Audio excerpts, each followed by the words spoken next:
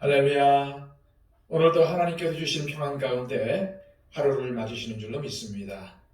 오늘도 여러분을 축복하실 하나님을 찬양하며 예배하기를 원합니다. 기도하겠습니다. 아버지 하나님 감사드립니다. 오늘도 하나님께서 깨워주시고 이 하루의 첫 시간을 하나님께 드리게 하심을 감사드립니다. 우리들로 온전히 머리 숙여 하나님을 예배하기를 원합니다. 주님, 언제나 주님의 이름으로 예배하는 곳에 임재하시는 주님, 우리 가운데 임재하여 주셔서 우리가 드리는 예배를 받아주시고 우리의 삶을 오늘도 주장하여 주옵소서. 오늘도 하나님의 인도하심을 기뻐하며 또한 주님의 말씀에 순종하기를 원합니다. 우리 자신을 쳐서 복종하여 항상 하나님의 영광을 위해 살기를 원합니다. 주님, 오늘도 우리를 하나님의 도구로 사용하여 주시고 우리의 삶 가운데 하나님의 이름이 높아지며 하나님께 영광 돌리는 삶을 살아갈 수 있도록 인도하여 주옵소서. 예수 그리스도의 이름으로 기도하옵나이다. 아멘. 다 함께 찬송가 393장 찬양 드립니다.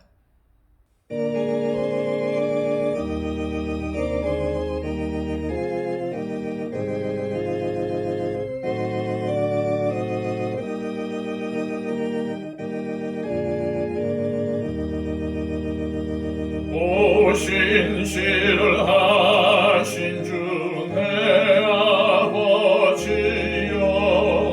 늘 함께 계시니 두려움 없네. 그 사랑 편찮고 날 지키시며 어제나 오늘이 한결같네.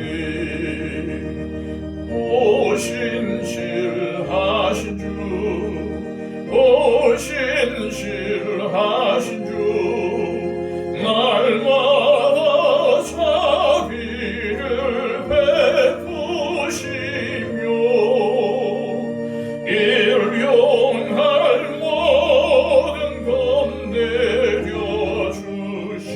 내려주시니 오 신실하신 주 나의 구주. 봄철과 또 여름 가을과 겨울 해와 달 별들도 다 주의 것. 만물이 주 영광 드러내도다. 신실한 주 사랑 나타내네.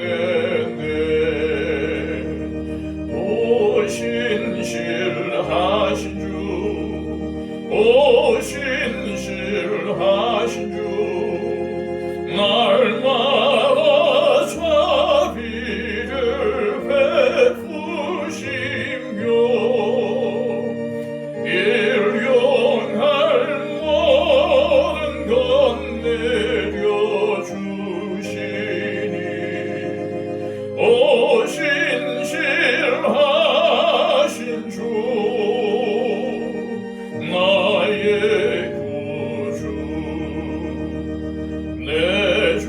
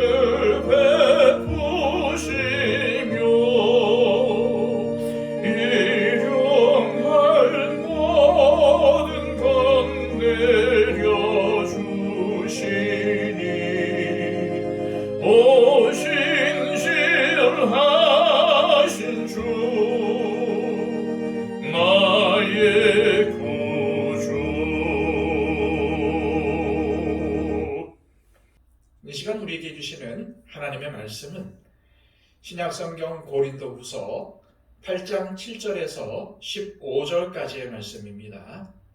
신약성경 294쪽입니다.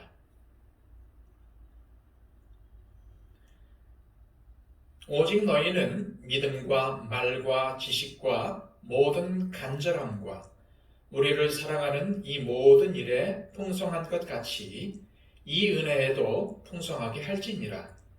내가 명령으로 하는 말이 아니요 오직 다른 이들의 간절함을 가지고 너희의 사랑의 진실함을 증명하고자 함이로라. 우리 주 예수 그리스도의 은혜를 너희가 알거니와 부요하신 이로써 너희를 위하여 가난하게 되심은 그의 가난함으로 말미암아 너희를 부요하게 하려 하심이라. 이 일에 관하여 나의 뜻을 알리노니 이 일은 너희에게 유익함이라. 너희가 1년 전에 행하기를 먼저 시작할 뿐 아니라 원하기도 하였은즉 이제는 하던 일을 성취할지니 마음에 원하던 것과 같이 완성하되 있는 대로 하라. 할 마음만 있으면 있는 대로 받으실 터이요 없는 것은 받지 아니하시리라. 이는 다른 사람들은 평안하게 하고 너희는 곤고하게 하려는 것이 아니요 균등하게 하려 함이니 이제 너희의 넉넉한 것으로 그들의 부족한 것을 보충함은 후에 그들의 넉넉한 것으로 너희의 부족한 것을 보충하여 균등하게 하려 함이라.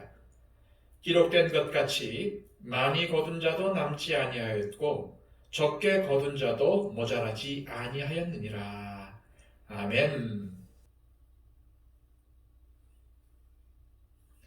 바울은 지난 시간 마게도냐 교회의 성도들이 어렵고 힘든 가운데서도 예루살렘 교회를 위한 구제헌금을 넘치도록 했다는 사실을 밝혔습니다.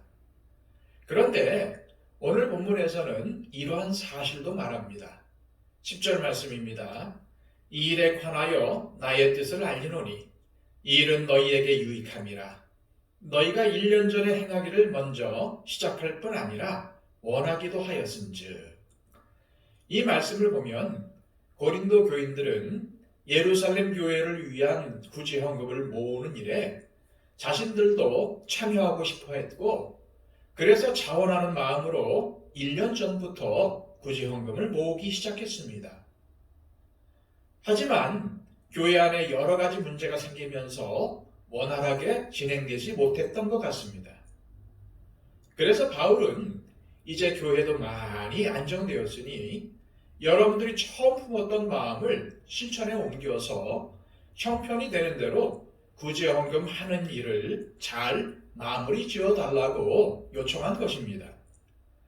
이 일을 완수하기 위해 바울은 7절에 기록된 대로 또다시 디도를 고린도 교회로 보냈고 그에게 이 일을 잘 마무리 지어달라고 부탁까지 했습니다. 이어 바울은 고린도 교인들의 능력을 칭찬하기도 했습니다. 7절 말씀입니다. 오직 너희는 믿음과 말과 지식과 모든 간절함과 우리를 사랑하는 이 모든 일에 풍성한 것 같이 이 은혜에도 풍성하게 할지니라. 믿음, 지식, 마음, 사랑 등 모든 면에서 여러분들이 뛰어나니 구제헌금을 드리는 일도 뛰어나기를 바란다는 의미입니다. 또 바울은 이렇게도 말씀합니다. 9절입니다. 우리 주 예수 그리스도의 은혜를 너희가 알거니와 부요하신 이로써 너희를 위하여 가난하게 되심은 그의 가난함으로 말미암아 너희를 부요하게 하려 하심이라.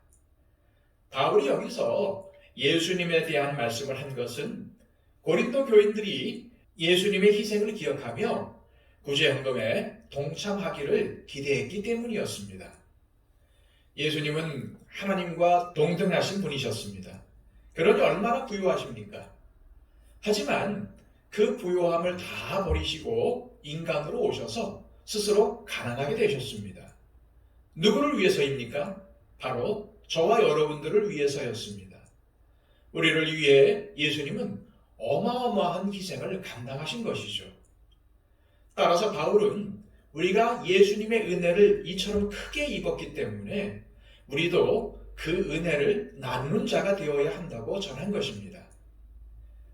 우리도 가난하고 살기 힘들어 남을 도울 형편이 안 됩니다. 라고 고린도 교인들이 반문할 수도 있을 것입니다. 하지만 바울은 이미 지난 시간 마게도냐의 교회들이 이 일의 모범을 보여주었다고 말했습니다. 이들은 비록 가난하고 연약했지만 주님의 은혜를 받은 자로서 자신처럼 가난한 예루살렘 교회 성도들을 돕기 위해서 스스로 가난해지는 것을 마다하지 않았다고 말한 것입니다. 사실 바울은 헌금에 대해서 말하는 것이 자칫 교회에 큰 시험거리가 될 수도 있다는 것을 잘 알았을 것입니다. 더구나 당시에는 로마의 박해로 인해서 형편이 어려웠던 시절이었습니다. 그러니 헌금에 대해서 말한다는 것은 정말로 조심스러운 일이었을 것이죠.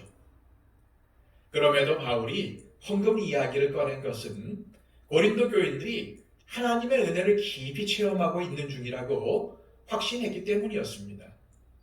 하지만 그렇더라도 바울은 이 문제에 대해서 신중하게 접근을 합니다. 그래서 바울은 아주 조심스럽게 이 문제에 대해서 의견을 제시할 뿐이라고 밝혔던 겁니다. 그러면서 구제헌금과 관련해서 몇 가지를 조언하고 있죠. 11절 말씀입니다. 이제는 하던 일을 성취할지니 마음에 원하던 것과 같이 완성하되 있는 대로 하라. 먼저 일단 구제헌금을 드리기로 작정했으니 작정한 대로 마무리를 잘 하라는 겁니다. 다음으로는 헌금은 강요가 아니라 자발적이어야 하고 없는 것을 억지로 낼 것까지는 없다고 권면을 합니다. 우리가 기쁜 마음으로 각각의 형편에 따라서 자발적으로 헌금을 드리면 하나님께서 기쁘시게 받으신다는 말씀입니다. 반면에 강요된 헌금은 옳지 않습니다. 헌금은 얼마를 내든 하나님께 드리는 것이며 또한 자원하는 마음으로 자발적으로 드려야 하는 것입니다. 성도들에게 하나님의 은혜가 넘치는 상황이라면 헌금에 대한 말씀이 부담은 되더라도 거부 반응을 불러일으키지는 않습니다. 반면에 시험에 들고 하나님의 은혜를 누리지 못하면 헌금이 자칫 큰 시험거리가 될 수가 있지요. 실제로 바울이 예루살렘 교회 성도들을 위한 구제헌금을 요청했을 때 일부 성도들이 예루살렘 교회에 구제헌금을 전달하면 그들의 형편은 좀 풀리겠지만 자신들은 형편이 더 어려워질 것이라고 염려했던 것 같습니다. 바울은 이 문제를 설명하기 위해서 균등이라는 단어를 꺼냅니다. 13절에서 14절까지의 말씀입니다. 이는 다른 사람들은 평안하게 하고 너희는 곤고하게 하려는 것이 아니요 균등하게 하려 함이니 이제 너희의 넉넉한 것으로 그들의 부족한 것을 보충함은 후에 그들의 넉넉한 것으로 너희의 부족한 것을 보충하여 균등하게 하려 함이라. 무슨 말입니까? 구제헌금을 예루살렘에 보내는 것은 그들만 부유하게 하고 구제헌금을 드린 교회는 다 궁핍하게 하려는 게 아니라 오히려 공평하게 하려고 그런 것이라는 말입니다. 지금 여러분들의 형편이 예루살렘 교회의 성도들보다 조금 낫기 때문에 지금 그들을 도와주면 나중에 여러분들이 어려울 때 그들이 여러분들을 구제하게 될 것이라고 말한 것이죠. 그러니까 구제헌금을 드리는 일은 서로 공평한 일이라는 뜻입니다. 바울은 이 공평의 원리와 관련해서 구약 성경의 예를 들기도 하지요. 출애굽기 16장에 나오는 만나 이야기입니다. 이스라엘 백성들이 광야 생활을 할 때 하나님께서는 매일 만나를 내려주셨습니다. 이스라엘 백성들은 날마다 자신들이 먹을 양만 거둬들이면 됐는데 만약 욕심을 부려서 더 많이 거두어 저장해 두면은 즉시 썩기 시작했습니다. 그래서 저장해 둘 필요가 없었죠. 이후 해가 떠서 날씨가 더워지면 만나는 녹아서 사라져 버리고 말았습니다. 그러면 다음날 아침에 하나님께서는 그들에게 또 만나를 내려주셨습니다. 바울은 이처럼 하나님께서 이스라엘 백성들에게 만나를 주시고 먹게 하신 것도 공평의 원리에 따른 것이라고 본 겁니다. 그래서 15절 말씀에 기록된 것 같이 많이 거둔 자도 남지 아니하였고 적게 거둔 자도 모자라지 아니하였느니라 라는 출애굽기 16장 18절의 말씀을 인용하면서 구제연금을 통해 이웃을 돕는 것은 불공평한 것이 아니라 공평한 일이며 모두의 유익을 위한 것이라고 전했던 것입니다. 오늘 이 말씀을 통해서 우리는 무엇을 교훈으로 받아야 할까요? 균등, 즉 공평입니다. 모두가 나누는 삶을 의미합니다. 서로 돕고 나누는 것이 교회 공동체를 오히려 부유하게 만든다는 사실입니다. 내가 돈이 많기에 부유한 것이 아니라 서로 나눔으로써 얻게 되는 하늘의 부유함이 훨씬 더 크고 기쁜 일이라는 것을 하나님은 우리가 깨닫기를 원하십니다. 이 시간 이렇게 기도했으면 좋겠습니다. 주님께서 우리를 부유하게 하시려고 부유하신 주님께서 가난하게 되신 것을 기억하며 개선하지 말고 아가페의 사랑으로 사랑하며 기회가 되는 대로 형제와 이웃을 돕고 섬길 수 있게 하옵소서. 그리고 또한 어려운 가운데 또한 문제 가운데 있는 우리 성도들을 위해서 중보해 주시고요. 또 육체적인 연약함과 질병 가운데 있는 분들을 위해서도 중보해 주시기를 바랍니다. 박영채 집사님, 이복진 권사님의 건강을 위해서 기도해 주시고요. 또한 우리 교회가 서로 돕고 또 서로 섬기며 서로 부유하게 하는 하나님의 비밀을 간직한 놀라운 공동체가 되게 해달라고 기도해 주시고요. 우리 한국교회가 부흥하며 성장하며 다시금 회복할 수 있도록 인도해 달라고 기도해 주시기를 바랍니다. 그리고 전 세계를 다니면서 복음을 전파하는 우리 선교사님들을 위해서 기도해 주시고요. 강진 피해로 인해서 슬퍼하며 또 많은 사상자가 난 튀르키예와 시리아를 위해서 기도해 주시기를 바랍니다. 우리 다 함께 기도하겠습니다.